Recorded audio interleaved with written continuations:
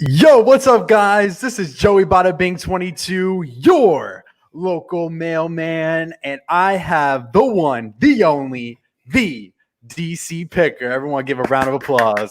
Get the golf clap going. Get it going. I'm feeling golf clapping tonight. I love it. I love I'm it. feeling it tonight. So, man, how was your day today? Tell me about your day. What's up? Fantastic today. Here in Northern Virginia, everything's still locked down, but we took the kids out, did a couple Civil War type forts type things. I'm a huge history buff, so this area is kind of full of history. I took my son to Arlington Cemetery, the normal Memorial Day things, the correct Memorial Day things, if you will. Good day. Went for a hike yesterday. All sorts of good, wholesome family stuff. How about yourself? What'd you do? Today I actually filmed a video today. Tremendous. And I went out and it was pouring down rain. I wanted to do it outside and it was terrible, dude. Like I couldn't even think about it. I was like, wow, I got to film this video. It's pouring. I was like, you know what? Let me just roll right through it and just keep on going, you know? Go for it. That's what I did. Right on. Good. You know, it's not all sunshine and rainbows out there. Sometimes you gotta do it under the not good conditions. You don't have the best content. You're not feeling right, but you still put it out there. It shows you got heart. Yeah. So this happened to me last week. I'm hearing like 10 different things at the same time. I have no idea why. Okay. Do you have the YouTube open as well? I do. I have two monitors. I'm going to turn it off. Okay. Make sure the YouTube is off and you're only getting your audio through StreamYard. All right. I'm hearing like you at the same time. Wait 1 second. You could keep the YouTube window up. Just mute it. See, I'm doing that and like, okay. I'm sorry. Just give me 1 second. All right, so figure it out. I can do this. I have my own live show. Hello, everyone. My name is John. I am the DC Picker. I have a internet YouTube show and channel here on YouTube. Like I said, youtube.com/TheDCPicker. As Joey figures out his audio differences, let's go through the chat. That's my favorite thing. The Kelly Hustle is in here. Z-Man Flips is in here. Flowtown Flip. Jonathan was on his show the other day. Good dude. Joe Philly Picker, how you doing, pal? Stacy Schwartz is in here. Hey, from South Florida. Shout out to South Florida. How you doing, Stacy? Velvet Boyley. How you doing? Spreading Cheer. Spreading Cheer says, hey, guys, we're supposed to be in D.C. this weekend on a family trip. Obviously canceled. You're in the minority on that one. I don't mean it jokingly. The city has been packed all weekend, and the joke is we have no idea where the people are staying. We think it's bootleg, like Airbnbs, because the hotels are still closed, but the city was packed. Fantastic weekend here. Uncle B's Old School Flips, Real Talk Mentor, Dave Diggs. Thanks so much, all of you guys, for coming in. If you're a little confused and you're just joining us, Joey had a little audio issue, and he's going to fix it. He's going to do it. You know, nobody's perfect. Equipment isn't perfect. It happens. It happens to the best of us. So he's going to get that thing squared away. Come on back. We're going to have a normal, high-flying Joey Bada Bing show like we know that he's capable of doing. How was your weekend? There have been a couple of happy Memorial Day weekends. Happy Memorial Day to all of you guys. Living in this area, like I mentioned earlier, it's kind of hard to ignore the military significance of this area with the Pentagon right out the window here.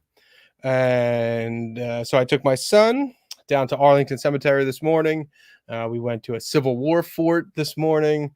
Yesterday, we just did regular hiking, like all the things that you do as a suburban family when you can't go to Target. Like our normal thing is go to Target on the weekends, and we couldn't do that. So, you know, we went out and did some things. The weather was kind of crappy yesterday, but it was great today. You guys really didn't sign up to hear me talk about what I did with my kids, but that's what you're going to get for filler. You know, it's like, how's the weather in the elevator? You know? Little Debbie says the weather is beautiful in Myrtle Beach. Again, a town that's known for its popularity. And I'm sure, the weather didn't hurt this weekend. I don't know if it's open or not. I don't know if South Carolina is open yet. But again, here in Washington, we're not open. But yeah, that didn't stop the cavalcade of tourists coming in. So, Yo, that was good. I was running out of content. dude, I know. Dude, what's up? I'm sorry, man. I got to figure that out. It happened to me last week, and Okay. I really need to figure that out. So, dude, thank you for coming in and talking to my chat. It's my pleasure. It's my pleasure. So let's jump right into it, dude. So I heard you did the Memorial Day stuff with your family. Where did you go, like straight into DC and do all that? The other day we did. We're still trying to. We're not naive to the the coronavirus, so we're still staying away from the large crowds. The other day I was.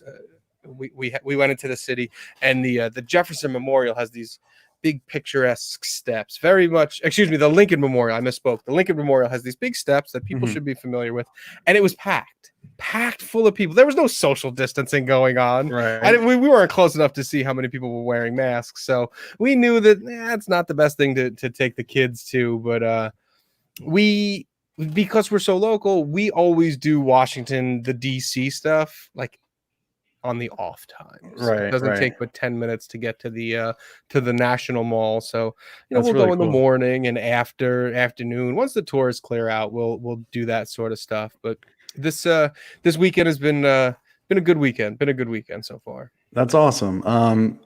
So yeah, I was telling you today I was filming a YouTube video, and dude, I go outside and it's cloudy, and it was raining all morning this morning. And I was like, you know what? It stopped. Let me run out there, because I like filming inside the house, but sometimes I like nature and like going out and like having a different perspective other than just like in the house, Of course. So I go out there and I forgot my tripod, because it's like one of those bendable ones where you could like put it on anything. So it's like mobile. Yeah. So I forgot it. I ran back inside. I go to open the door to walk back outside. It's pouring. I'm like, you know what? Let's do it for the viewers. I got to do it. Awesome. So I went out there and I filmed. I was soaking wet, and I'll have that up by tomorrow. But yeah, that was awesome. Yeah. Well, good. Like I was saying, they're not all sunshine and rainbows. You're doing it. They're gonna laugh that you do it. I mean, any one of us can go out on a nice sunny day and do it. I've done videos in the snow. I've done it in the rain. So, and besides, you're a weatherman. You're like a turtle, like a duck at this point. That precipitation. You should be getting used to that stuff. Yeah, that's Florida weather. That just happens every single day. Yeah. Speaking of Florida weather, you guys are. I don't know where. I don't need to know your address, but what town are you in? I'm if you can get this, I'm sure you know West Palm Beach. I'm in that area. Okay. Yeah, okay. Near there. So they're having a launch. I'm a big space and aviation household. My kids have space names. I collect space stuff. And this week is a big week. We are sending humans from the United States up to space for the first time in just shy of 10 years. Wow. And so I was talking with Mama, and we're still kind of undecided. Like, we might come down for it. We go to launches all the time. Well, I shouldn't say all the time, but we've gone to quite a few launches. And this is like a big one. And you don't really hear anything on the news about it. But for the longest time, we've been hitching rides with the Russian space agency to go and do things. And now we're launching from the United States again, and it's supposed to rain. That was the point of this. That was the point of this. Like, it's supposed to rain on Wednesday, and I'm like, I don't, that's 12 hours in the car down. If it gets scrubbed, it's not going till this weekend. Right. So I'll watch from the couch. That's crazy. Yeah, dude, the weather is just terrible here. I mean, 1 minute it's shining like no tomorrow, and then there's a cloud that just comes running through. Like, I was delivering mail the other day, and my dad, he works in like the city down for me, like south. And he's like, dude, a storm's coming. I'm like, I got 3 big packages. I have to get out. Like, I was like hustling. I'm like, I got to get these out, I know what you mean by weather, man. It just, oh man, it's terrible when you're working, and it's terrible. Yeah, South Florida and Florida is funny like that. I mean, you just kind of pencil it in like, 2 to 4, it's probably going to be raining. Yeah, It's probably going to exactly. be raining between 2 and 4.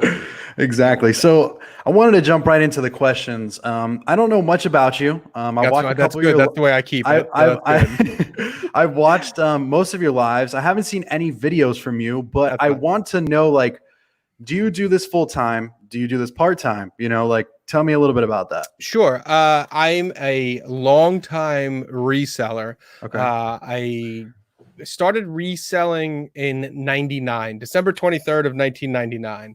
And it's been on again and off again. At that time, I was in my late teens, early 20s. And it was something that I did. It was something that I would do around the Christmas season, buying the hot Right. holiday items and Mm-hmm. getting that knowledge. And then I would do it, like we all do, like you need cash. You need Right. a little bit of money. Let me go buy some stuff and flip it. Exactly. And throughout those years, one of the main constants was like whatever hobby that I was in. If it was cars at the time, I would start flipping car stuff. If it was radios, I would do radios, metal detecting. I went through all these phases growing up, and eBay was right there. You don't necessarily want to buy the most expensive thing, so you're buying on the secondhand market, and then you Right. get it, you use it for a little while, and then you flip it. it. Right. So during those times, like I would open up stores, or I would change like John's Reselling or John's Radio Shack, and throughout it, that base store that's always been there, or that base username, the one that I registered in 99, has been there.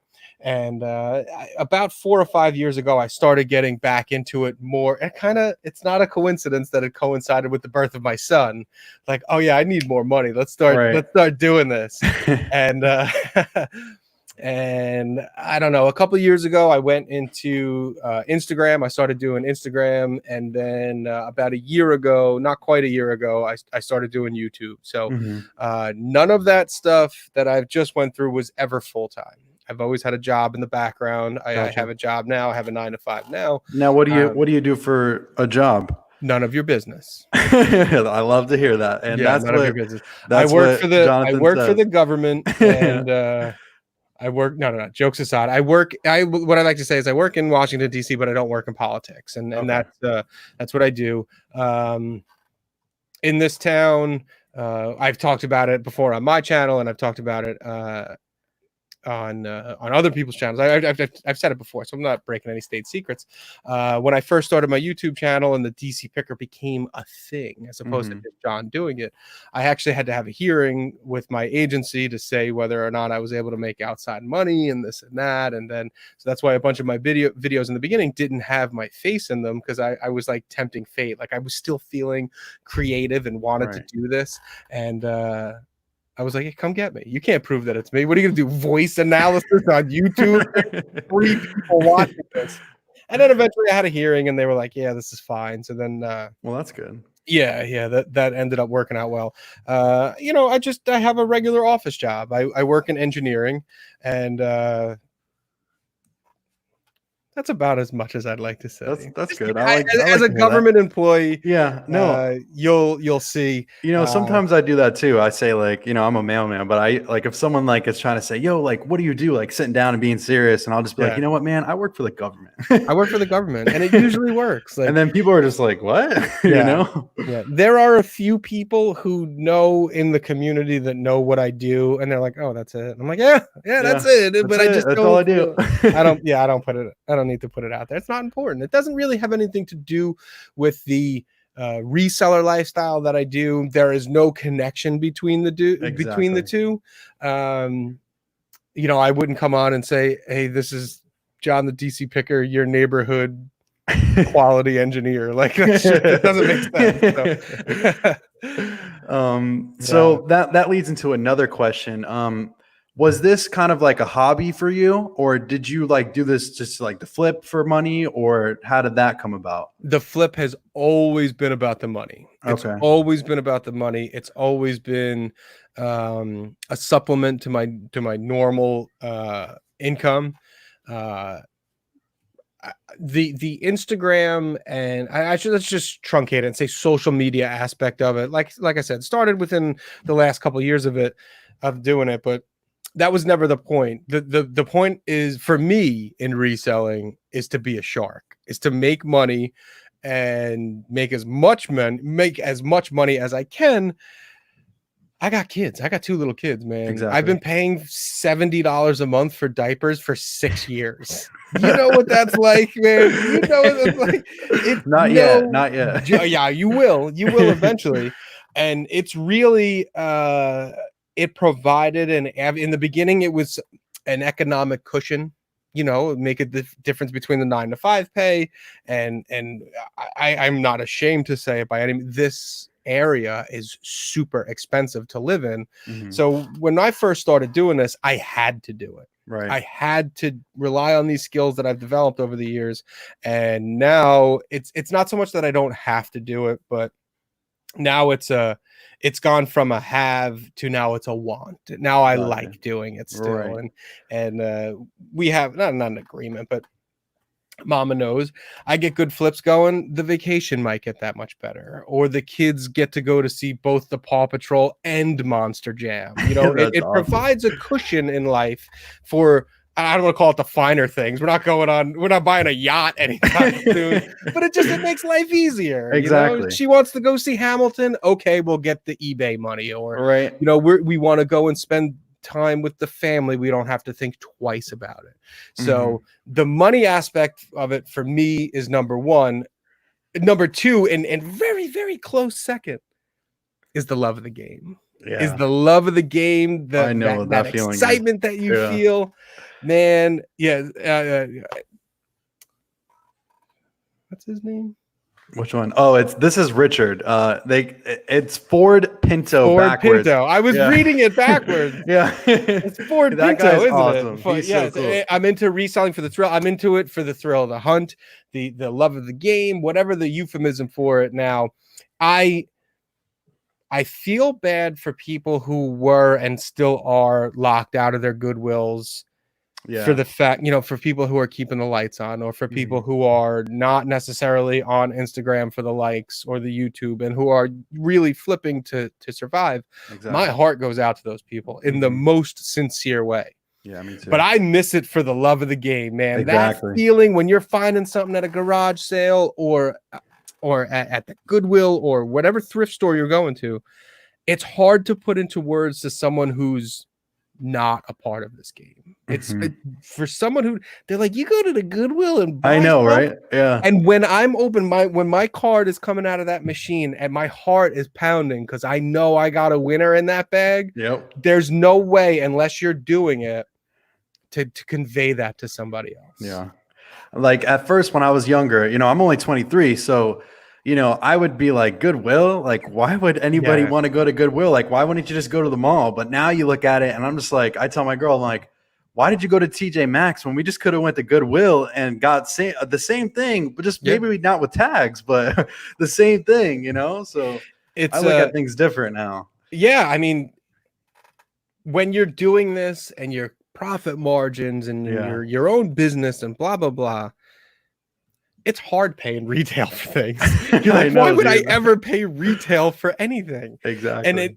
And to that point, I've been an eBay user just as long as I've had that screen name. Everyone relies on Amazon, and eBay had its dark days there where it was all Chinese knockoffs. It was crap. And then it got better a couple of years ago, where more resellers got onto the platform, real people who were, serious about their game, or just people selling things around the house. That's not to say everybody on eBay is a reseller, but you find it $10 cheaper on eBay and just wait an extra 2 days for it to come. Like, why everyone goes to Amazon because it's easy, but the reality is we're all a little bit of cheapskates. I'm guilty as charged. Yeah, I mean, me too. I know exactly what you mean. Like, I used to go to Amazon for everything because with work, Amazon packages would be just coming in like crazy, you know, and I would just go straight to Amazon. And when I found out about eBay reselling, I was like, I'm not buying on Amazon anymore. I'm buying on eBay, to support the people who actually are doing it. I mean, I'm sure there's a lot of people that are on Amazon that are doing it as well, but just, eBay, you can get a better price. You're really short. I don't know. I shouldn't say that.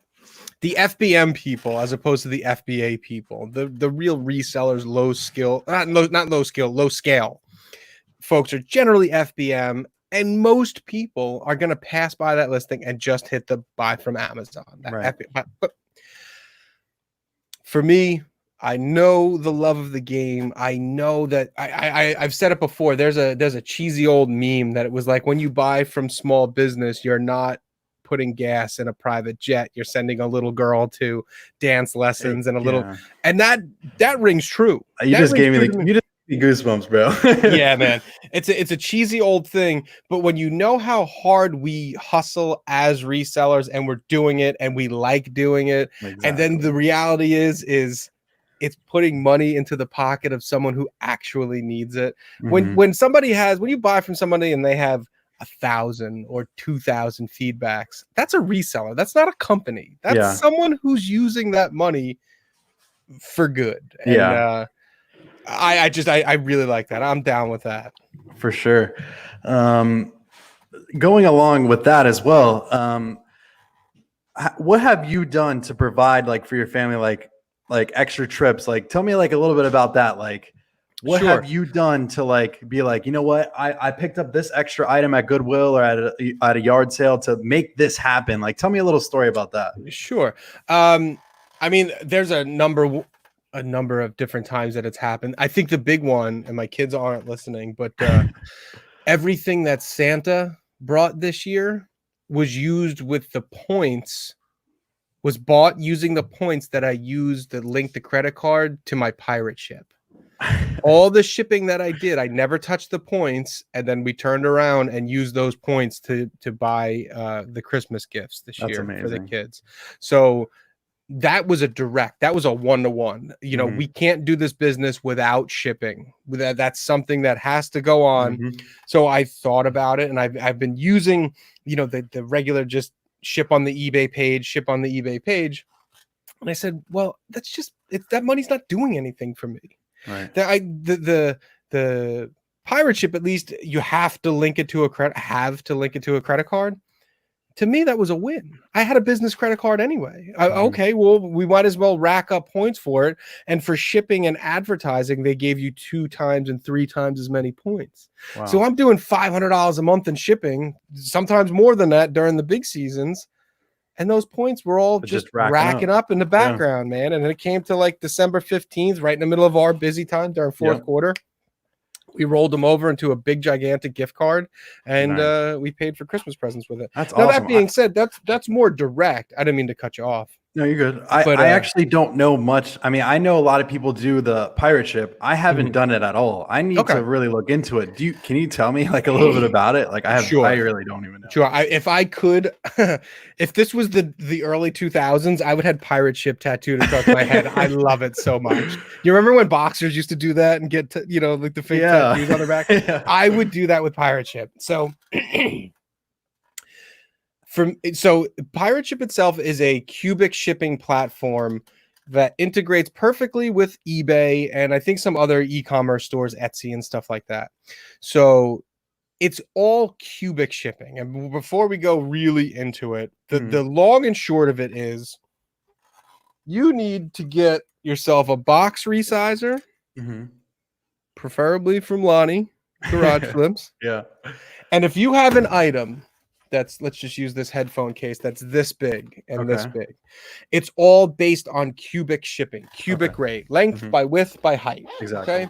So as sellers, we want to get that box as small as possible anyway, because why am I going to pay to ship air? We don't want to do that unless it's packing peanuts or air cushions.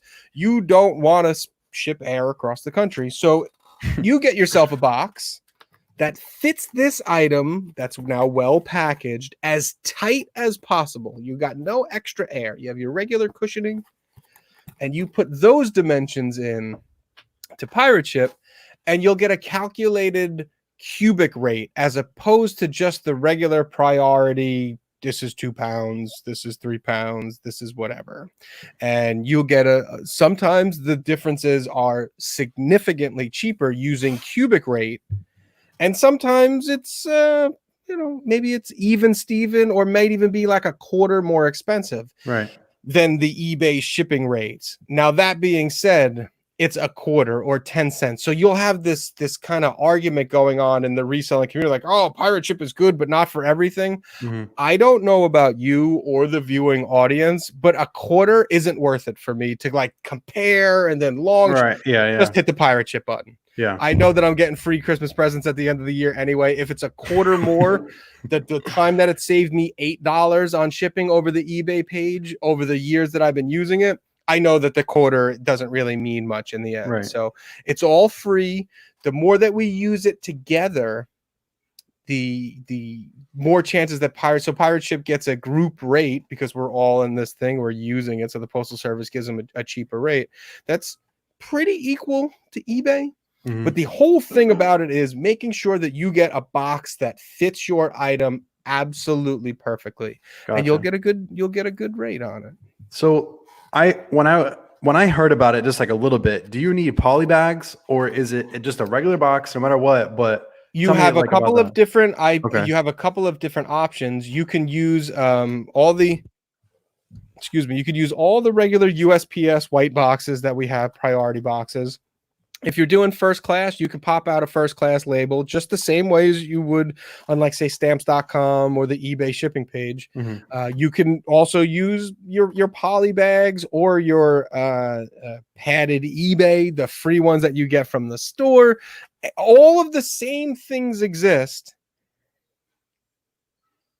the same exact way. It's Okay. the big differences for people are, one, you can't use your PayPal money to fund it. You have to Mhm. use a dedicated payment credit card for that. Right. Things going into managed payments, that might not be such a deal breaker anymore for people. And secondly, it's a tiny little bit more legwork. You know, you're trimming boxes down as opposed to Yeah. just dumping the item in and throwing some packing in and sending it Yeah. off. You're like, oh, I'm doing calculated shipping anyway. Right. That doesn't matter. That's even better. So when you have somebody, if you're not a free shipping person and you're a calculated shipping person, and Mhm. I have a video, one of my earliest videos was like a bunch of how-to videos. And on that one, it was, I don't remember what exactly it was, but it was a heavier item and eBay wanted like $14 to ship it. Mhm. And I went to Pirate Ship and I got the postage with more insurance. Pirate Ship comes with $100 priority insurance, whereas the eBay is 50, 50, or right? I think that's what it is. Don't quote me on that. But it Mhm. was only like $8 on Pirate Ship. Oh wow. That's $5 Yeah. extra that I just made. Mhm. If you're a free shipper, if you're doing free as opposed to calculated, that's extra profit in your pocket. When you get that box down smaller and you're doing the legwork and you're not shipping air and you're using the cubic rate to Mhm. get it, you're saving more money. Again, more profit. So I don't have a reason to not use Pirate Ship. I understand that there's people who are looking for every penny and they're like, oh, well, it's a dime more expensive. But I don't have time to double check it Yeah. anymore. I did it for probably 6 or 8 months where I would try to go back and forth and get the best deal. I just get the thing on Pirate Ship. It prints it out. It lets you do, I forget the name of it. What's that thing where you get all of your things in one barcode? The guy It's a scans it. bulk. It's like a bulk. The bulk scan. Yeah. Yeah. It does all that stuff for you. Boom, click it, on your way. Nice. So That's awesome. yeah. So did you have any sales today? Today we had three go out. No, 4 go out. We had a couple. I answered the Facebook Marketplace call. Somebody had probably 1,000 audiobooks on cassette that were like, just come and get them. I'm tired of looking at them.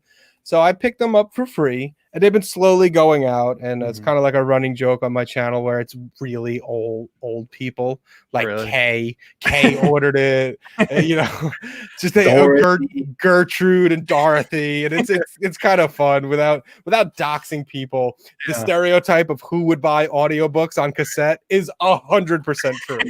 It's totally true. We had a sale on Etsy. My wife put some stuff. I don't really know Etsy. She sells her own stuff on Etsy, but she put some of my things that I bought in bulk on Etsy. Had something go out on Etsy, and peanut butter. Yeah. So Are you familiar with the meme, whether how you pronounce the moving picture, GIF or GIF? You know Yeah, that there's an yeah. argument I whether say people GIF. say I say and GIF. I say GIF as well. Yeah. Jif peanut butter. I don't have any here. Jif peanut butter kind of embraced the meme and created a label. It's peanut butter, Right. and one side says Jif and the other side says GIF, and it's like, how do you pronounce it? Right. So I bought That's a bunch really of cool. those, and they were kind of memey and funny, and I was getting really, really good money for them. And then the pandemic, there's no joke there. The pandemic hit, and like people ran out of money, so like goof items for food, like Yeah. eBay was not showing them off Yeah, anymore. exactly. Like I could look at the statistics of that thing, and it was just they were not messing around with food items. But they actually went. They sold out this week. So Where did you get that? Where did you get that? the Jif store directly, but which I thought was kind of funny. I think it's Smuckers. Smuckers makes Jif. So I ordered them, and they ended up coming Amazon. So the big giant corporation just did FBA. They just sent a bunch of peanut butter to Amazon and had Amazon send it out. Yeah. So they went out. I bought them. I think they were like $9 a piece for this one, whatever this one is, 2-pounder or so. This one. And yeah, whatever. It wasn't this one. I don't want to seem like I'm a captain of industry selling this one, but when they first hit, they were going out for like $80, and then it went down to $50, and now I think these ones are going out for like $30 or so. That's awesome. Yeah. Jennifer put your YouTube channel in the chat. If you guys haven't yet, everyone go subscribe to the DC Picker. This is John. Thank you so much. Yes, Watch sir. my latest episode. My latest episode is my crowning piece so far.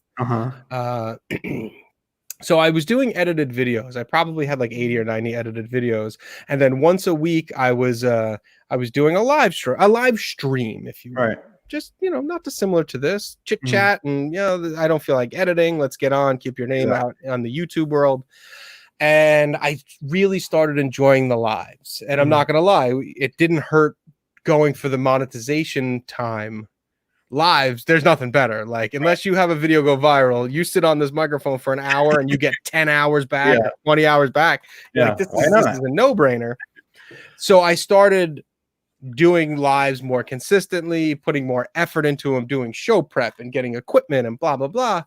And it's kind of developed into that is my true passion now, where I'm sitting at the microphone, I'm engaging with other resellers. I love that too, I should say that the whole reason for the Instagram and the YouTube is because my wife is absolutely tired of hearing about reselling. She couldn't care less about pirate ship or comps or returns. She couldn't care less. And I could sit here and talk about it all day. So I was making edited videos, and then again the pandemic hit, and I don't want to blame a lack of service because of the pandemic, but in my 9 to 5 I ran out of time I don't have any time to edit them. So I've been doing live shows and having people on, and this week's last couple days ago we had Pete Craigslist Hunter on the show. I saw that. It was a crowning achievement of mine. It was all the great things. He's such a good dude. He was really, really nice. A reselling hero of mine. So if you are not subscribed and you don't know who I am and you don't know what I'm talking about, if you watch anything that I've done, watch the Pete Craigslist Hunter video. That was his last stream. Yeah, my last one. So if you're just finding out who I am, my last one was I see that video is at like 850 views. I saw it was at, dude. Yeah, it got a little heat there. That dude can bring the pain. Like, I don't know. I think I got 40 subscribers. Nice. And let's see. It's got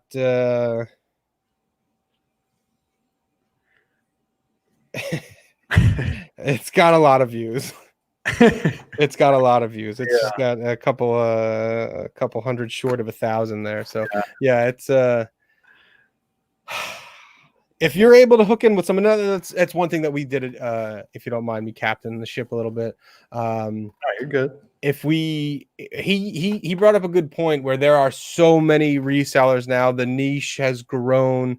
The emphasis of getting a shout out isn't quite as hardcore as it used to be. Like, you still got to hold up your end of the bargain. Exactly. Because anybody and everybody can just send somebody a gift and they're like, oh, go check out so and so, and you're like, I can't check everybody out. There's Right. only so many hours. There's in the only day. so many. Yeah. Oh my god, I can't watch everything. So he's like, before we got on, we talked a little bit, and then we talked a little bit after, and he's like, you just got to keep bringing the pain. You just have to bring heat and bring stuff to it. You have a little video get hot, you cross over, you talk, you try to get your name out there as much as possible. So, back in the old days, from what I can glean from him, have him say, oh, I'm going on the DC Picker show or live stream would have brought 500 subscribers, Right. where it was really, I might have got 50 or 60 or so, but the watch time and the views, he's like, you have to put that in there, and he's like, it'll crush, and he was absolutely right. So, that's awesome. I actually, I don't know if you saw it, but when I delivered my route the other day on Saturday, I got a package, and I watched Rally Roots. Yeah. They were my first. I saw this post, man. I was smiling. This was awesome. I could not even believe my eyes when I saw this package, because I knew, like, when I watched them, they have the black tape with the eBay on it, and I'm like, this is it. Like, I can't even believe it. I go to look at it, and it says Rally Roots, and I would just stood there for a second. I was just like, I'm holding something from Rally Roots. Awesome. Like, that's awesome. And I told my buddy, I was like, dude, grab my phone, film me right now. I got to say something. Yeah. And I sent it to them, and they put on their Instagram story, and that was crazy. It was just really, like, I feel like everything happens for a reason, I mean, what are the chances just think about happening? What are the and in the reality of life, in the reality of the society of the world, even if they're big to us, 160,000, 200,000 subscribers, nobody in the real world knows who they are. Yeah. Nobody knows who they are. Yeah. Maybe they got seen on 60 Minutes or one of the other mainstream media things. And I'm not taking away from it. But, like, if I was to call my mom and be like, oh, Mom, I'm having Pete Craigslist Hunter on, she'd go, oh, that's good, hon. Yeah, How was right. the kid? Like, she wouldn't know. Yeah. But, I mean, what are the chances of you knowing who they are, being on the route, having an order come through, you being the one that had it? I mean, it blows my mind. I don't think anybody understands, like just think about it. There's like 40 routes in my office. Yeah. I've been on this route for a year and a half, and these people get packages all the time. So, like, it's on my route on my day that I was at work. Like, it just blows my mind, like, how that even happens. Like, it's crazy. It's like crazy. Meant to be. Like, I don't understand. Like, it just everything's falling into place with me, and I'm so thankful, to even be where I'm at right now. It's just, I'm so thankful. Well, you've earned it. You've earned it, and as you go on in both reselling and YouTubing, either one of them could drop off, and I feel that you would still be successful doing it. You're gonna crush it on YouTube and forget about reselling, or YouTube could close tomorrow and you're still going to be a good reseller. The thing about it is these things that go on, you could tell the difference between them being fake or just for the work or whatever. But some of these relationships are not going to go away. Yeah. If I'm in WPB one day, I'm coming to knock on your door. Please do. Please. You know what I mean?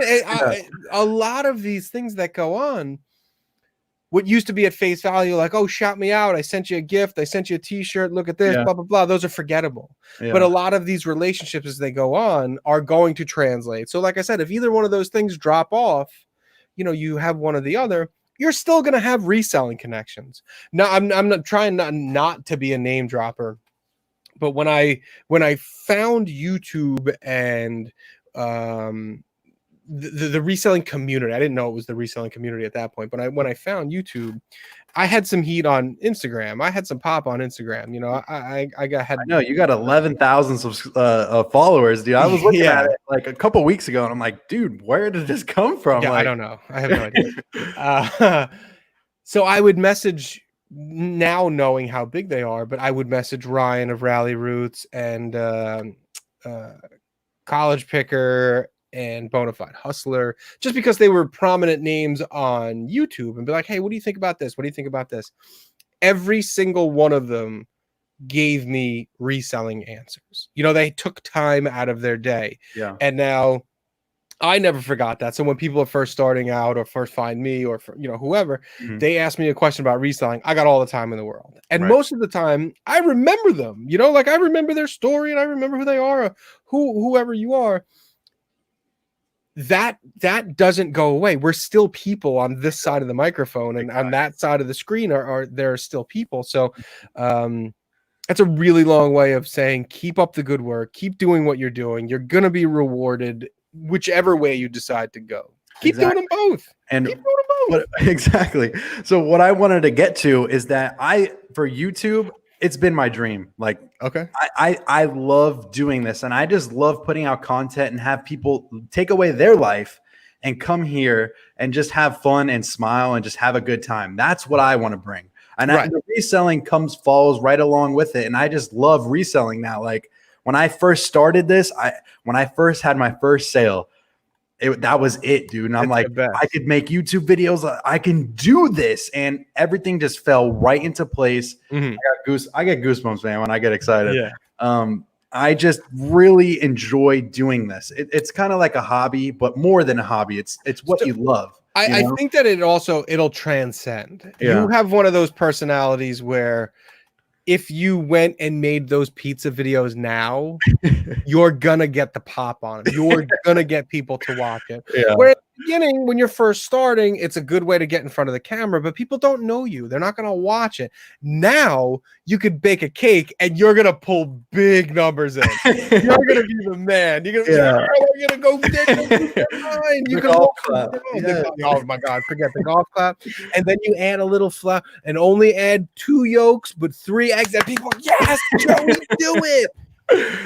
No, don't ever, if your true passion is YouTube and getting in front of the camera and being a hot shot and doing that stuff, you're still a very young man. It's not out of the reach, man. You've laid the foundation. You've laid both the subscriber base down and your skills with getting in front of the camera and looking at the lens and understanding, sound and all those things. That then you could start transcending out of reselling. Right. Yo, it's me, Joey Bada Bing, and we're shooting 18 out here in West Palm Beach, and you're just going golfing, and they're gonna watch. That's man. That's the dream. Like, I want people to come and just smile and have a good time. That's the main thing. This just fell right into place. Yeah. Like I said, it's just something that I love doing. I love going out. We went to Goodwill today. Just going out and just doing that was fun for me. And I walk in there with confidence now. Like before, if you put me in there 4 months ago, 5 months ago, I'd be like sweating, like, dude, am I going to flip this? Like, what? Now I go in and I'm good. I'm calm. I'm collective. I take my time. It's not a rush. No. Just do it, And you learn, you do what this is something that Pete and I were talking about, is in order to really be successful on YouTube in this niche is doing edutainment. Make them laugh and teach them at the same time. Exactly. And I'm sure, a lot of the people that I watch, I don't know. I certainly don't know everything. And I still watch reselling videos. And, all the years that I've been doing it, I never put 2 and 2 together where you do the thing when like you go to Goodwill and you put the stuff in the cart and then go check the prices. I'm always the guy, like, I'll check it and I'll be looking at it. Like, why didn't we just put it in the cart and walk away? But I just needed somebody else to show me. I told my girl that today. I told her the same exact thing. I grabbed it and I put it in my cart and she looked at me and she was like, "You're going to get that?" And I'm like, "Look, no, not necessarily." Well, let's walk through the store because you don't know. People are walking through all day long. Yeah. They could be grabbing things and I could have got that. So do your whole thing, do your routine. Then when you're done, look it all up and I just put it back, That's it. And it's such a simple thing. Yeah. Like if I was to go and tell a new reseller that, they would go, yeah, of course. But it never dawned on me. Yeah. Like I would have stuff in my pockets. Like I don't know. Like not shoplifting, but like right. I don't know. Like claim it.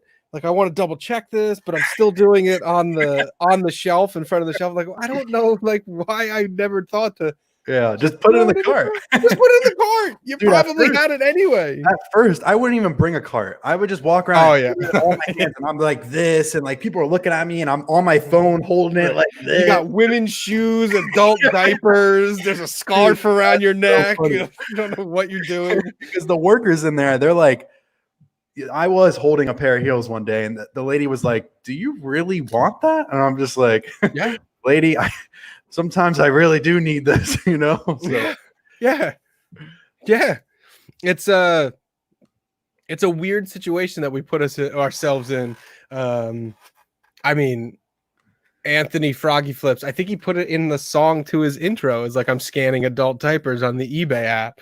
Like between and in almost all facets of it, it goes against the grain of normal society. Like to us, it's second nature to reuse Amazon boxes, or perhaps pick somebody else's Amazon box out of the garbage and use it for yourself. Dude, I've done that plenty of times. Oh my God, I do it 10 times a day. You know, and to us, it's second nature. Exactly. To us, nobody would bat an eye saying it. But there are things that we do that just go against society, and we get comfortable with it. So those weird looks from the from the Goodwill worker, used to it. Water off a duck's back now. Like, yeah, I want to see how much these incontinent pills are. Yeah, I'm checking it out. Oh, that's too funny. Yeah. But yeah, man, like talking about like things in the trash, like, you know, I'm a mailman. I'm driving around every day. I don't pick up like boxes, but when I come home, I have a neighborhood where they're younger people. So you see Amazon boxes everywhere. So we'll be walking around the neighborhood, and I'll just be like, you know what, that box will fit, you know, that thing that I have in my, you know, eBay room, you know. And that's how you know you're making the switch. Yeah. That's how you know you're making the switch from a hobby or a part-time to someone who's really serious. I should write a book, but I would just you should, bro. You should. When you start thinking about that item from start to finish, that's how you know it's got the hooks in you and you're into it. When you go and pick up this thing, you pick up this item, and now you have that knowledge about pirate ship, and you're like, oh man, this might fit in a regional rate A box with very little trimming, or you know, whatever. That doesn't make sense, but this might fit in that box that I had from the Amazon delivery from the kids' toys a couple days ago with very little trimming. And then you start valuing your time over it.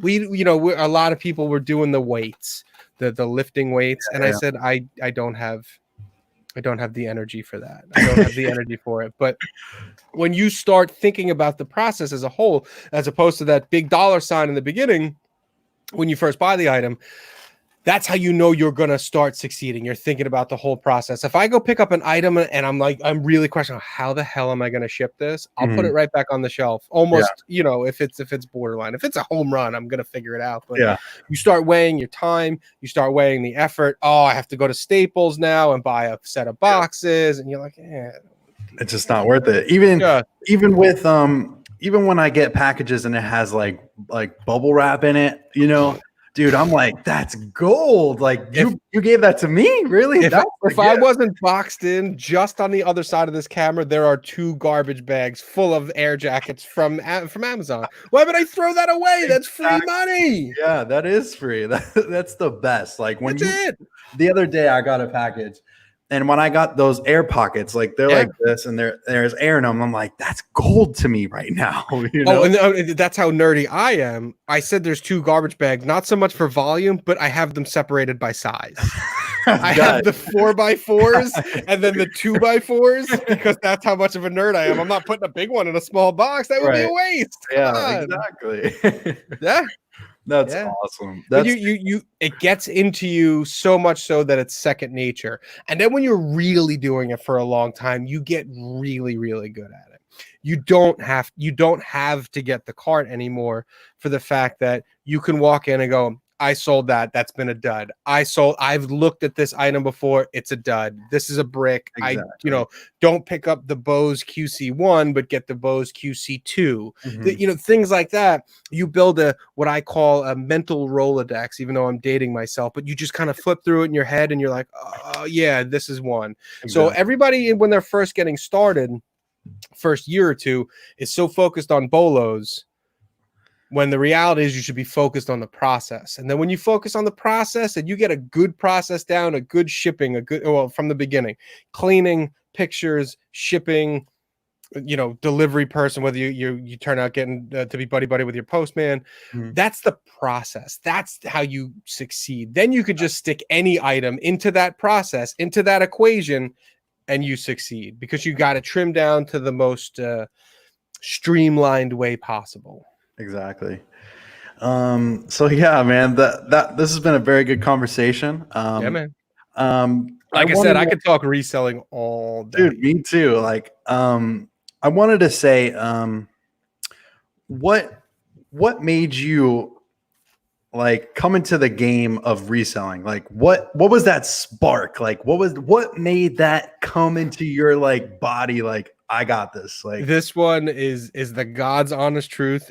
So I dropped the date earlier in the episode here, 19 December 23rd, 1999. Yeah. I was the guy who parents would curse because I would buy up all the hot Christmas items and then double and triple sell, triple price it. And I did that for many, many years. I would know in November what the hot things were and buy them up and then step on them. And, parents would go crazy and buy them on eBay for triple the price. Mm-hmm. And then I had my son about 5 years ago, a little longer than 5 years ago. And now I try to make dispensation to the world, to man and karma itself. I don't sell any kid stuff, and I don't do any kid stuff. Yeah. I feel terrible. I feel guilty about doing it all those years. But I didn't know at the time that I was doing RA, retail arbitrage. I didn't know I was doing that, but that's essentially what I was doing. But doing the legwork for someone else and getting this item in your possession and then someone paying you for it. I didn't know exactly what was going on, but that kind of set the hook. And like I said earlier, with the different hobbies that I was in cars and radios, like home-based radios were like a big one, where I would buy something, use it for a year, enjoy it, and then sell it for the same price that I sold it for. Like, okay, this is awesome too. Yeah. It's like you had it for free. You got it for free. Yeah. And then, like I said, about 5 or a little longer than that, however many years ago, I started doing the thrift store thing. And with the ebbs and flows that go along with thrift stores, you have hot seasons and cold seasons and good stuff and bad stuff. When I physically moved into the DC area, I needed to supplement my income, and I knew that there was an avenue there with thrift stores, with secondhand stores, but I didn't realize how sustainable this was. Mm-hmm. That you could really turn this into a part-time gig by just going down 5 minutes down the road to the Goodwill, pull a couple things out, get them home and ship them out. I didn't realize it was going to be that quote unquote easy to do. So the first time that Mama and I went, I was like on a lark. I was like, you know what? Let me take $50 out. Let me just go take a shot. Right. That stuff all sold in a week for like $200. And I was like, that's it. I'm in. Why would I do anything else? Yeah. Why would I do anything else? So when you do ship out those items, I want to ask, do you have kind of like thank you notes?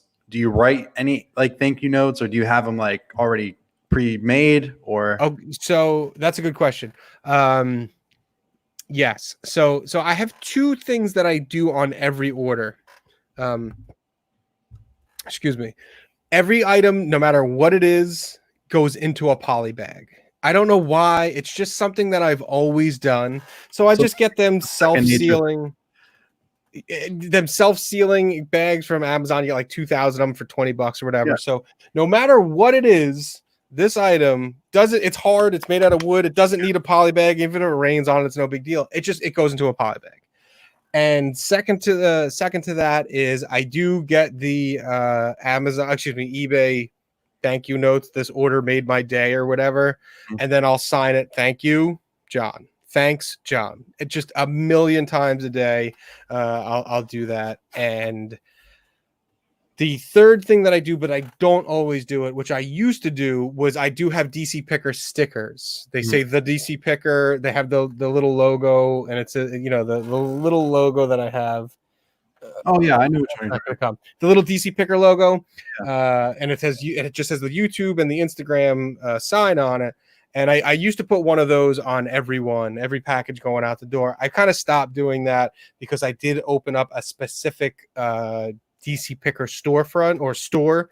So I have 2 accounts now on eBay. One that's been there since 99, and then there's the DC Picker store. So if I ever find myself talking about something on the channel or on Instagram, and by any chance someone was like, oh, I would buy that, here's my store without getting my home address, if that makes sense. No, that makes complete sense.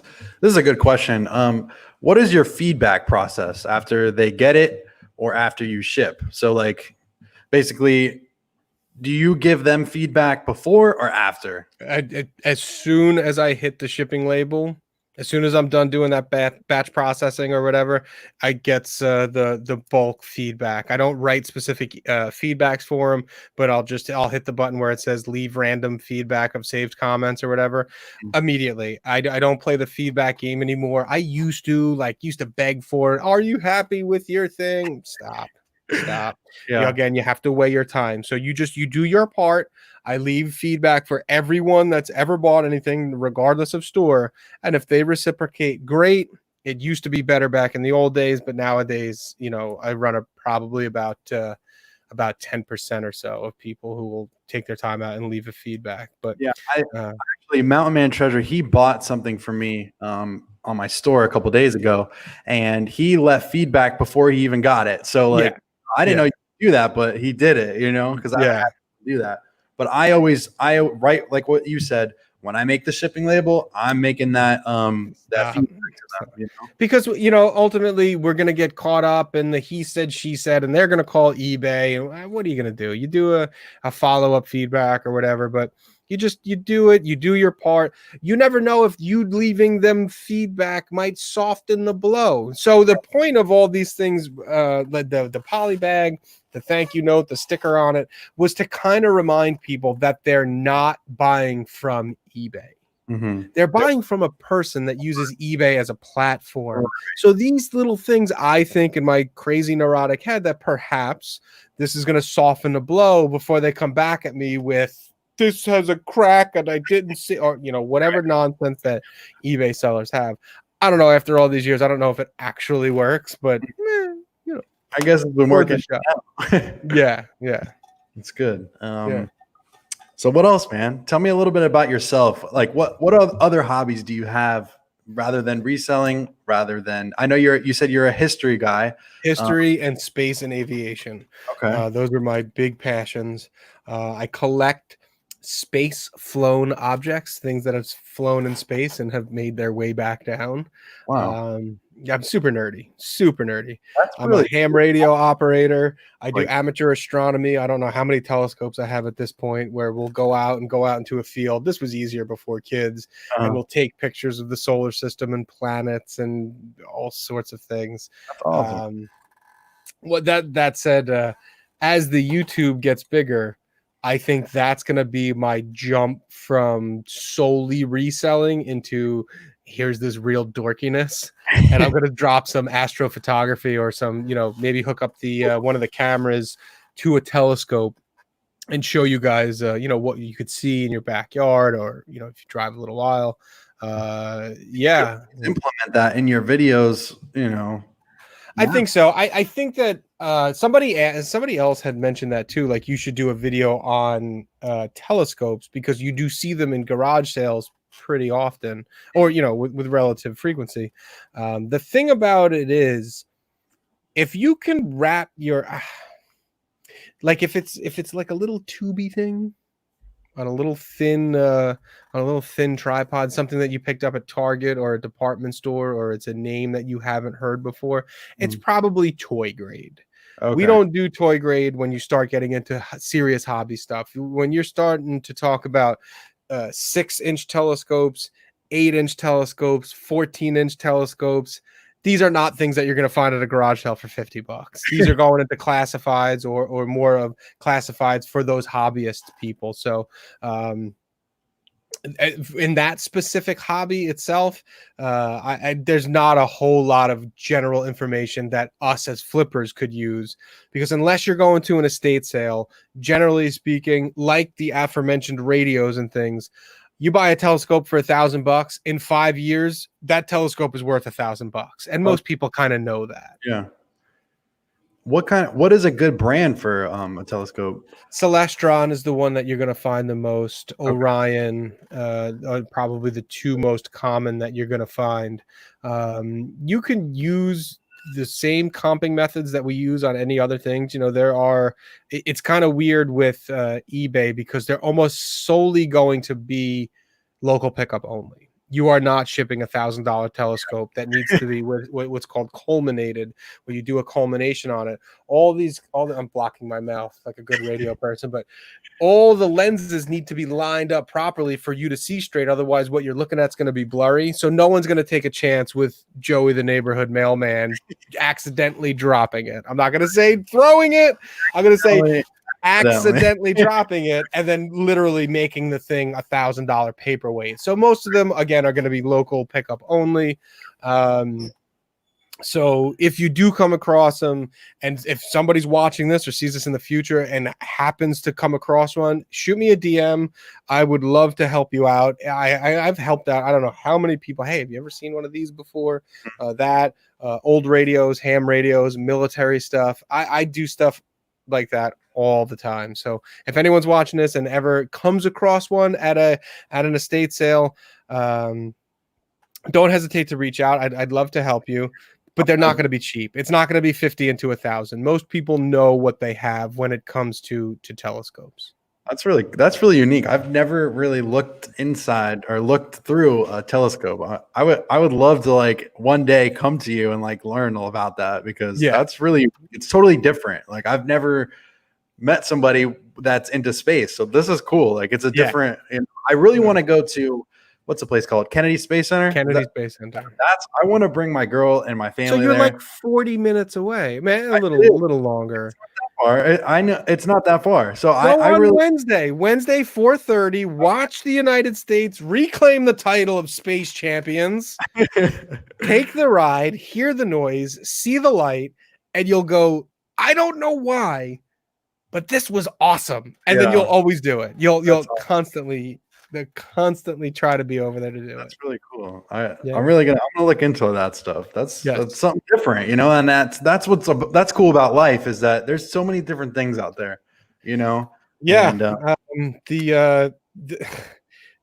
it's probably one of the dorkiest things that I'm do in my free time. I like to think that I have like really old people hobbies, metal detecting, ham radio, and telescopes. But I'm happy with that. I'm not that old, but I'm happy with those things. Whatever you love is whatever you love. And that's what I appreciate, with anybody, Yep. And I really take it into consideration, because everybody, I think that everyone has their own niche, and so be it, and it's really not dorky. It's what you love, and that's what life's about, Right. That's what I like. That's my thing. And the last couple of years it's been dad o'clock, doing dad type things. So to be able to work the 9 to 5, do reselling, do social media, then be a dad, it's a lot. It doesn't leave a lot for the hobbies, but the knowledge is still there. Now tell me a little bit about the Instagram. More about the Instagram. The great question. How did you build such a great following? Like, I really want to know, like, what is like, I don't want to take your secrets away, but like what? Okay. So, I talk about my wife a lot. My wife is 5 years younger than me, so she's keyed into some of these things. Not that I'm old, but she knew what Instagram was, where I didn't even know what it was. And she's like, you're doing this. You should start taking pictures of stuff that you find and try to sell it on Instagram. Like, hey, look, I got this knife. If anyone wants to buy it, go to my eBay page. And which was a fine idea. And if you go on Instagram, that's pretty much what it is. That's pretty much, or at the time, a couple of years ago, was, oh, I got this. This is going to be fun. Or I got this. And, you know, if you want to buy it, blah, blah, blah. And I just fell into the noise. There was no way to break out of it. It was just kind of that noise. And you got the same 150 followers of resellers that are like, oh, look at this t-shirt. And you find yourself scrolling through. You're like, I don't care. I'm talking to resellers here. I don't know. I thought I was like Walmart or something. Like, oh, people are going to follow me to look for the crap. And that they didn't. When I switched over to, instead of this is what I'm selling, to this is how I sold it, people wanted to start following more. Gotcha. So people started following. I had quite a few posts go suggested where you're like scrolling through, and you never go on Instagram, you're scrolling and you're like, I don't follow this person, but you might follow a hashtag thrift or resale. I had a couple go, I don't know, that's not viral, but get hooked into that. And it just, you know, you build your following that way. I had quite a few go that way. Again, talking about how to sell or tips and tricks, and to give straight up free information in a bite-sized nugget of a picture and this, or this is how I deal with returns. This is how I do this. And this is how I do that. I mix the kids in every once in a while. So the point of it is Ashley, my wife, told me, change what you're doing, still take good pictures, take Instagrammable pictures, show your personality, show your face, show your kids, show your business. And don't forget to drop the hammer every once in a while, and throw the numbers around. People key into numbers.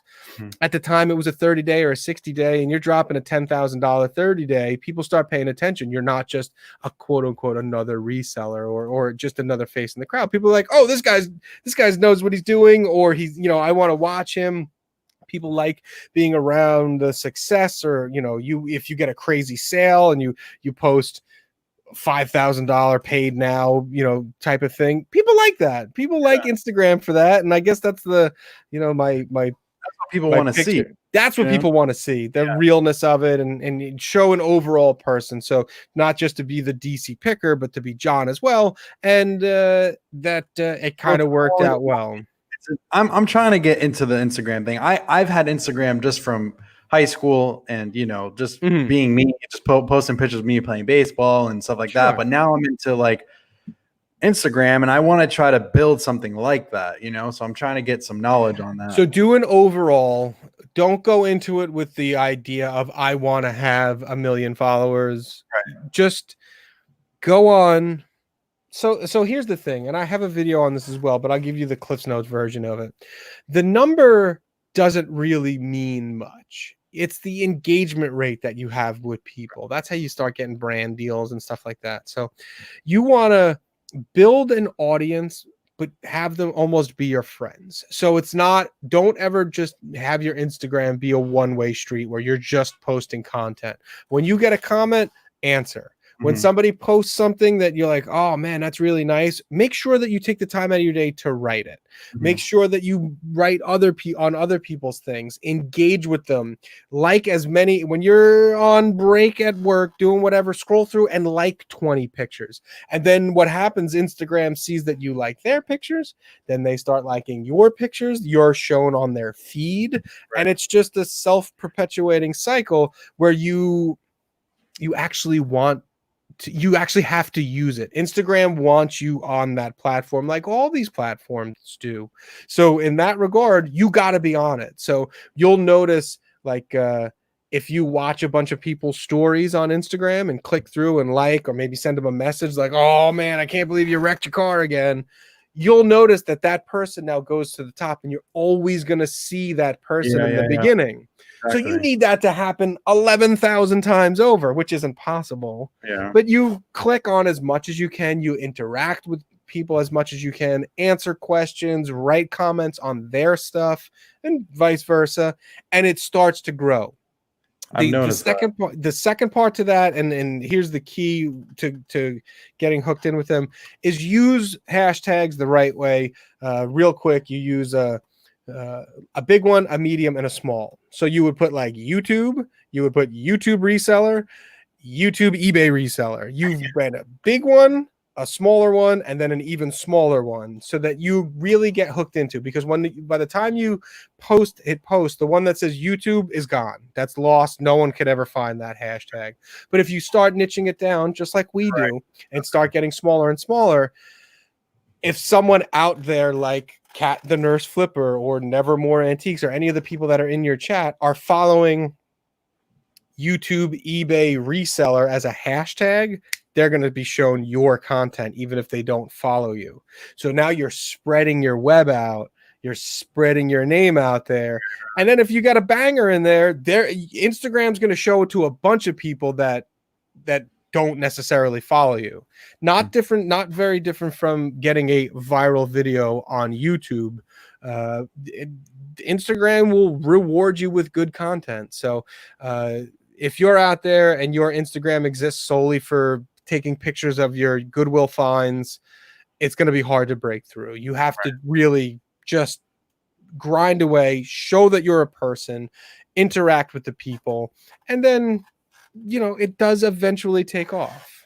Yeah, I'm trying to learn the way to do Instagram. Like I know how to post a picture and do all that with the hashtags. Sure. It's just doing it like to engage, like what you're saying, to get that engagement, to keep that rolling. And that's what I need to learn. Cause like I'm just posting pictures now of just me having a YouTube video, and I'm trying to look at other Instagram resellers like you and everyone else. And I'm trying to analyze what exactly to do. So this is really good knowledge for me. So yeah, you have to, they're very, very similar in regards to YouTube and Instagram. Okay. You want to be shown, you want to be shown to people who don't necessarily subscribe to or follow you. And the way that you do that is by having good posts and being in, and believe me, it doesn't hurt to be in the right place at the right time. For example, if Wednesday you go to a launch and you're either Instagram living or you NASA hashtag NASA launch, Cape Canaveral, you're out of your normal range, people will see you. So if you put that in the context of reselling, if you're just constantly using the same hashtags and posting what I would call throwaway posts like Happy Memorial Day, that's going to be forgotten or lost. But if you're like, bro, I just made a huge sale, give the whole story, show the actual content here, because I'm super guilty of this now and my numbers reflect it, is I just use it as a platform to shout out the YouTube. And the thing is it's very, very difficult to get people to switch platforms. If they're on Instagram, they're on Instagram. Exactly. Either they're sitting at work and they're doing whatever. Very rarely do they go over. You really got to hook them for them to switch. Oh, I'm going to get off Instagram and go watch your video. It's very difficult for them to do. But you can still make good content for Instagram itself and make that just as valuable as Instagram. Now, my wife, who has a very successful mommy blog, is a mommy blogger, doesn't have a YouTube channel, has a very small, there might be 1 or 2 videos on there. She has one just to have one. Now, our goal, we're getting 1,000 subscribers and 4,000 watch hours, and we're trying to grind out, $5 a day, $20 a day. Her Instagram following is less than mine, and they send her stuff like by the thousands, bro. Wow. By the thousands. She got a box the other day from an influencing company because she's what's considered a micro influencer, but she's tied in with those other moms. It was worth like $2,000. Wow. Sunto watches and vitamins and all sorts of stuff. Like, and all she had to do was take a picture on her Instagram. They're like, you don't have to use it. You don't have to take it. You don't have to turn it on. We just want you to take pictures of it and say that you did. And they paid her a boatload of money. So all these things that we're trying to do on YouTube can be short-circuited on Instagram if you do it well. You get tied in. You have to have a good engagement rate. Stick around with your people. It's hard to think of when you're focused on that YouTube camera and that's your sole purpose in life. It's hard to think about, but Instagram is another social media platform where they want you to create content that keeps other people on that platform. Gotcha. Like, I'm really into TikTok. Like, have you like like adventured into that, or TikTok might be the first time. I'm not quite 40 yet, but that's the first one that's come out where I went, I just can't be bothered with it. That's my first old man moment. I'm like, I just can't be bothered with this. It's a really big platform. I've had a video go viral. It was like, you know how you're at a gas station and you don't know exactly what number you're at, so you kind of like back and you got cash and you got to go inside and you look back at like you walk out. I walked outside and I was like, what number is it? You know, kind of that. So I made a video like that and it got like 186,000 views with like 44,000 likes. Like it just went nuts. Like, it's just doing that content that nobody, would normally do. So like TikTok, everyone kind of does like the same thing. They'll copy. It's like a same dance, same thing. So you want to put out that content that nobody has seen before, or, it's kind of like with Instagram. You don't want to put hashtag YouTube, Right. You definitely don't. It's going to get flooded. It just, everyone puts hashtag YouTube. You got to really analyze it with YouTube, eBay reselling, YouTube, eBay reseller, you know what I mean? So now I'm trying to learn, I'm trying to get through it with hashtags because and to me, there are people who let the tail wag the dog as opposed to being the dog that wags the tail. If you're like, oh my God, I have to post, your quality is going to go down and you're going to make forgettable posts. Now, I used to post once a day and now it's down to once a week. And now I barely even post. It's all about stories and IGTV. So now what you just said about a TikTok video, there's no reason why that wouldn't work on Instagram as either a story or an IGTV. Both of those, Instagram has said, we want to push that. And TikTok kind of cut out the bottom of those. So if you can focus and you can make things go viral on TikTok, you can make them go viral on Instagram. Gotcha. So you keep that in mind. It's the same video clip. Take the same video clip and just post it to both platforms. And some things are going to work on IG and some things are going to work on TikTok. They say TikTok is better to get people to switch platforms and come to IG to check out your content. Now, that's the weird thing. Now, if you're dancing around at a gas station and then they come over and you're like, bro, I bought this thing on eBay, they're going to go, what the hell am I subscribed? What am I doing here? Right. But if you're reselling Instagram, you've staked your claim as this is what I'm doing, it's a little bit easier to get them to hop over and then stay. That's really good information. I really like hearing that. So you could definitely do it. You have the personality and break out of the mold of the typical reseller Instagram. Throw that pizza on there, bro. Dude, throw it on there. Yo, this happened. You have to show people that you're Joey and not Joey Bada Bing. Right. Exactly. And that's, to me, that's how you get that human engagement, and you have to put the time in. Exactly. This has been really good. I really like this. Yeah, man.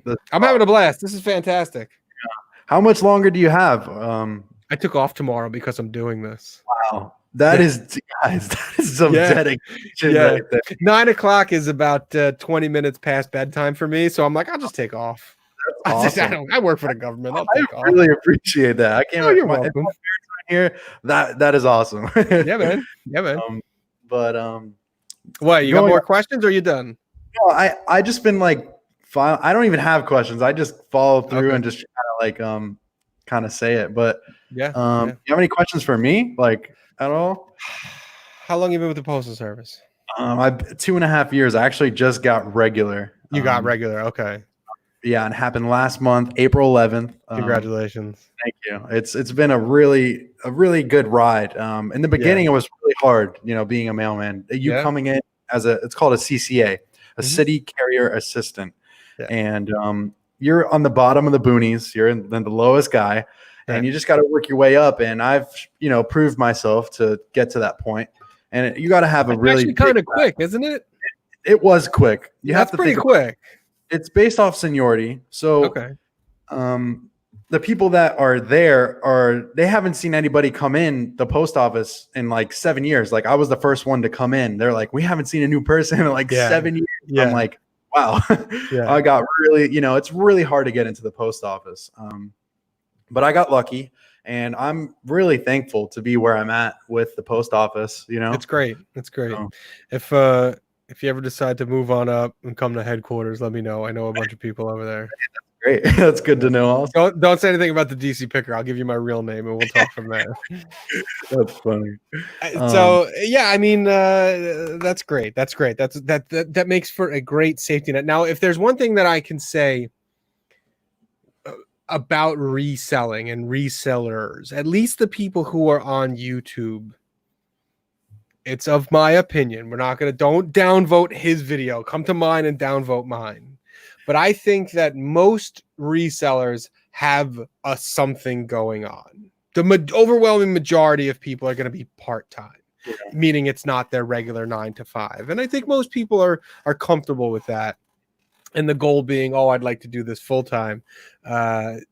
So, ultimately, in order for us to succeed doing this, we have to take care of that base. We have to take care of that base 9 to 5 so that we're not hawking crappy courses or trying to sell mentorships or doing that other stuff that goes along with it. And you have the ultimate in multiple sources of income. I got my regular job that doesn't take too much. You're not digging ditches on the weekends, or you start off, everybody starts off doing that, but you eventually take care of your 9 to 5 and you get settled up with that. And then you have your reselling. And then you'll find that when the stress is off, because you're doing well in your 9 to 5, that your reselling starts, you start making better decisions and you start to, and don't get me wrong, over the years says they're 100% full time. I believe you. I believe that they're actually kind of local to my area, so that's even more impressive. But I think, at least as far as the YouTube community goes, we're probably the overwhelming majority are going to be quote unquote part-time, meaning it's not your full-time gig. Right. Yeah. Like my dream, like I said to you, was to be a YouTuber, and it's not like I want to be like super famous. I'm doing this because I love it. I love making videos and editing and just showing my life to other people. I don't know, just it brings joy to me, and that's what I love. And just like I said, the reselling just follows right through. And I love, like, at first I was like, I don't know about this. My dad, he's been buying and reselling his whole life, not on eBay, not on anything, just him just buying things. Like, he loves golf carts, so he buys golf carts and just resells them, and that's what he does. And I've always looked at that like, that's a lot of money you're throwing out there to flip it, but you got to scale up. You can't, he took those things like a drill and bought it for 100, sold it for 300, and he did those things. And I look up to him like, wow, like I could do the same thing. Right now I'm at the lower level where I'm going to Goodwill and doing those things, but you got to work your way up. You got to get your feet wet.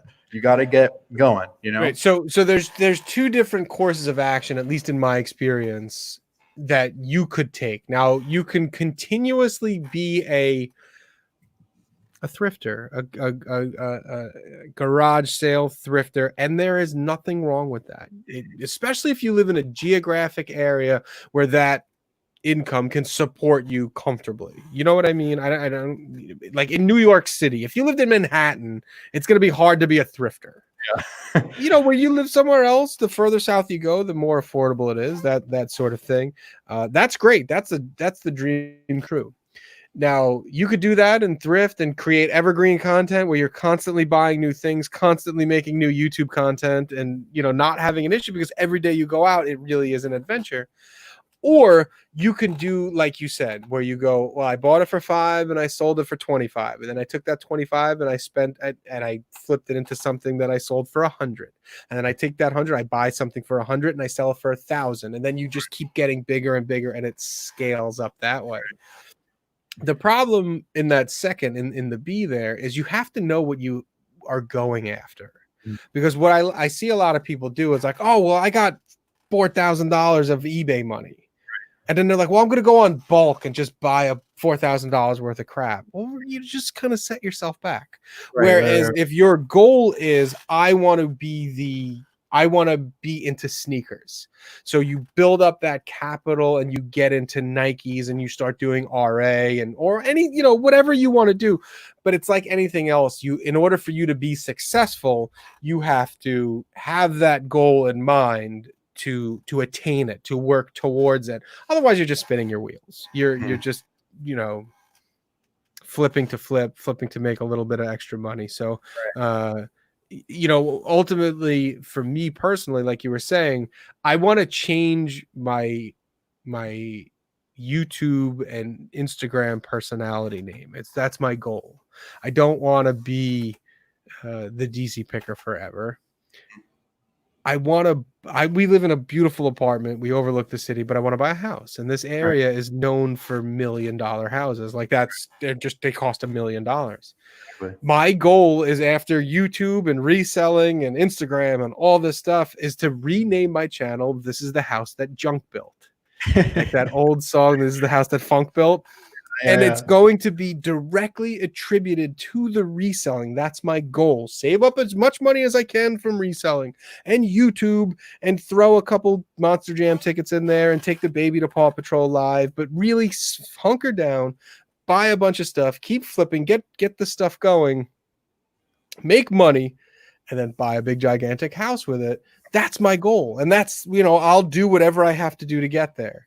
So if your goal is, I want to be a YouTuber, if one day you wake up and go, I ain't going to that Goodwill, but I'm going to go to the golf course, or I'm going to go to paintball and shoot each other with paintball, or, jump off a cliff or jump up and down and do whatever you got to do it, because that was your goal. That's your realization of doing that goal. But if you're happy being a reselling YouTuber, dude, just do it. But you have to keep your goals in mind going forward. You really have to. Yeah, man. That's what I told, my whole family, is that with YouTube, I could travel.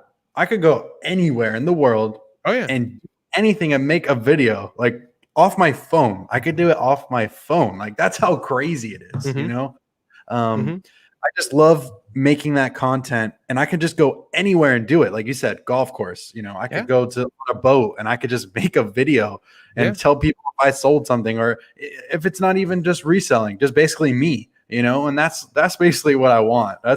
You have people in the reselling community that do that and then transcend.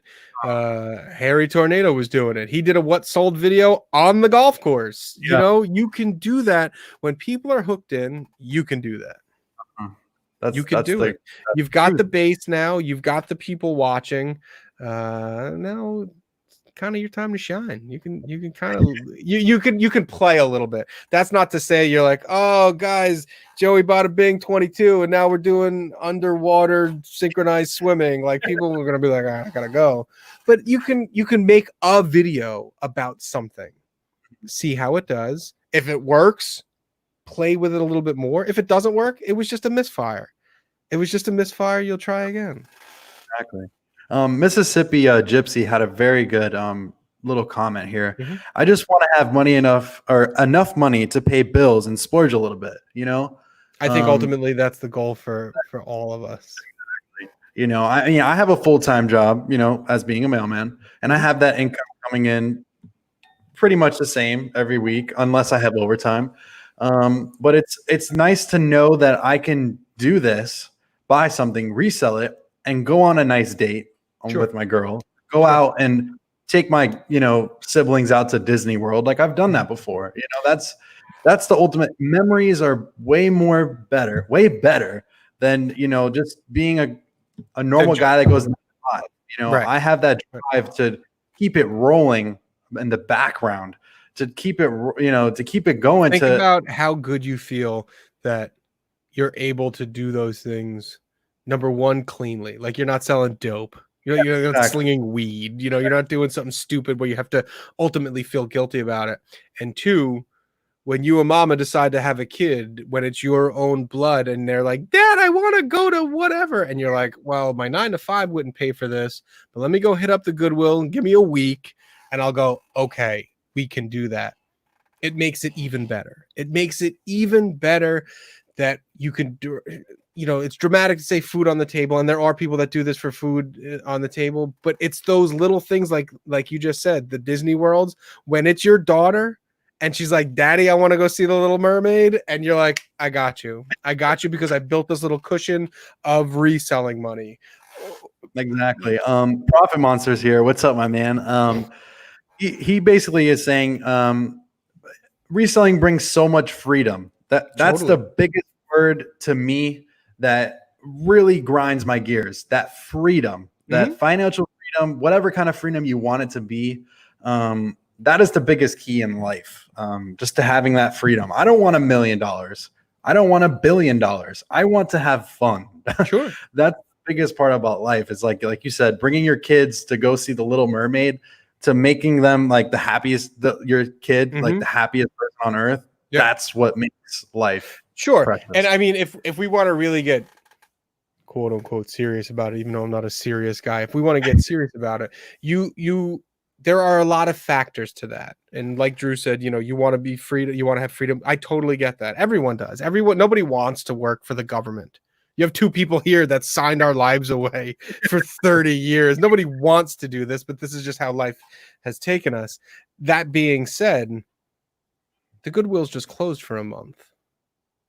Garage sales don't exist.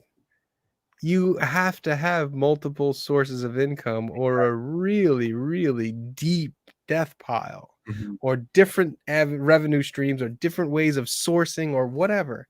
We just went through the hardest time. Some people are still in it. I went from NASCAR tickets to not putting food on the table. We're all about freedom and all, and we have to remain grounded. Now, again, it goes back to what I said a couple minutes ago. If you're in a geographic area where your rent is not $3,200 a month and you could survive the lean times, of course, do it. Quit your job, get insurance, be a reseller, be your own boss, make YouTube videos, rock and roll, do it. I'm totally down with it. I'm totally down with it. But He says, I want to work for the government until I retire again. Double retirement. yeah. For but yeah, Awesome. I mean, it's the truth, guys. This is the truth. We're not talking out of our butt here, but yeah, man, this is some great. It is, and if Drew is able to pull it off, which he clearly is, and he's a kid. I think he has more than one kid, one kids. He's got kids. He's able to do it. At the same time, and I'm not putting anyone else out there as the foil myself. If you were to say the United States government no longer exists, you do not have this job anymore, go and thrift and be a flipper to pay my bills, I couldn't do it. So I could never feel comfortable telling someone, oh yeah, you could do this full time. You got to be in a place where you're set. I mean, it's hard to be a full-time reseller. I believe Lonnie once said, if you have to ask, you're not ready to go full time yet. Yeah. I think that was his quote. Somebody asked him and said, when can I go full time? And his response was, if you have to ask, you are not ready to go full time yet. And I was like, well, there's no real better way of putting it. I'm not going to come up with anything smarter than that. And that's a full-time reseller. His wife has a good job too. So, it does. I'm sure the YouTube doesn't hurt. None of these guys are really going to get rich off of YouTube money. It's another grind, another source of income. But if you have to, if you could do it, go for it. If not, be comfortable where you are, and putting those finer things in life via the Goodwill, via the garage sale, man. I'm comfortable doing it. I love it. Awesome. You have any other wise words of wisdom, anything else to say to the beautiful people out here? No, I thank everybody else. If we're wrapping this thing up, I thank everybody else. I just checked. I got a bunch of subscribers from coming on. So thank you to the folks that are making the jump over. I do a live show on Saturday nights, 8:30 Eastern, mainly reselling. But like you see, I like to go off on little tangents and give tidbits about my life. Wash your hands, say your prayers, eat your vitamins. I love you, and I'll see you later. That's it, man. Guys, this has been a really good live. I've learned a lot from him. That's basically the main thing about this. Yes. I just want to thank you, John, for coming on here. It really means a lot to me. I Thank was you. really excited for this live. I just want to say thank you to everybody for joining me. We got 37 people in here. Smack that like button for me. And Do it. Hit the like button, share, call your mom, tell her you saw this. She'll subscribe, send a postcard to your aunt, do whatever you got to do, spread the word out. One of the hottest up and coming people on YouTube. Great personality. Keep bringing the pain, keep bringing the fire. You're going to go wherever you want. I'll be over here slinging stuff from the Goodwill, and you'll be off shooting with Shane Dawson or whatever your YouTube people are doing. guys, Anyone needs anything, you know where to find me. Head on over youtube.com/TheDCPicker, Instagram.com/TheDCPicker. Joey, go to a NASA launch. sure. Do it, bro. If you haven't subscribed to my man, please subscribe. And on Instagram, he is running a big Instagram feed. Yes. Go check him out. It's the DC Picker. Guys, have a great night. This is Joey Bada Bing 22, your local mailman, and I'll see you next time. See ya.